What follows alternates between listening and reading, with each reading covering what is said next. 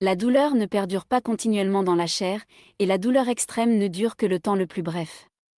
Quant aux longues maladies, elles s'accompagnent, dans la chair, de plus de plaisir que de douleur. Cette citation est issue des Épicuriens, une école philosophique antique fondée par Épicure au IVe siècle avant Jésus-Christ. Cette citation est extraite de la lettre à Ménécée, dans laquelle Épicure expose sa doctrine éthique et invite son ami à se libérer de la peur et de la douleur pour atteindre le bonheur. Sur le plan social et politique, cette citation est significative dans la mesure où elle aborde une question importante de la condition humaine. La souffrance. Dans l'Antiquité, la douleur physique était une réalité quotidienne pour la plupart des gens, qu'il s'agisse de maladies, de blessures ou de travaux pénibles.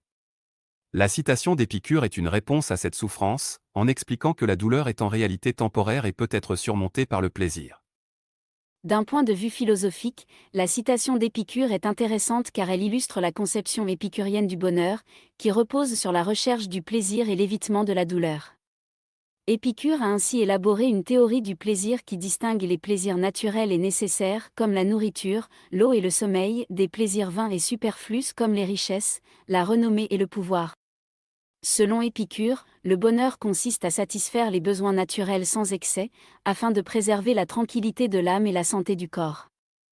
Cependant, la citation d'Épicure n'est pas sans critique. Certains pourraient lui reprocher de minimiser la souffrance et de sous-estimer la gravité de certaines maladies et douleurs.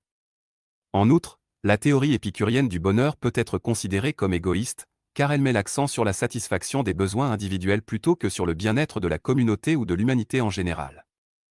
Cela étant dit, la citation d'Épicure peut également être interprétée dans un sens plus large, qui dépasse la simple question de la douleur physique. Épicure invite en effet ses disciples à se libérer de toutes les formes de souffrance, y compris les peurs, les angoisses et les désirs insatiables qui tourmentent l'âme. Cette libération est possible grâce à la pratique de la philosophie, qui permet de développer une vision juste et sereine du monde et de soi-même.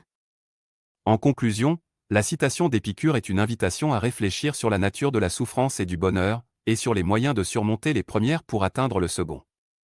Si la théorie épicurienne du bonheur peut sembler limitée ou égoïste, elle n'en reste pas moins une source d'inspiration pour tous ceux qui cherchent à vivre pleinement et paisiblement, en accord avec leur nature et leur environnement.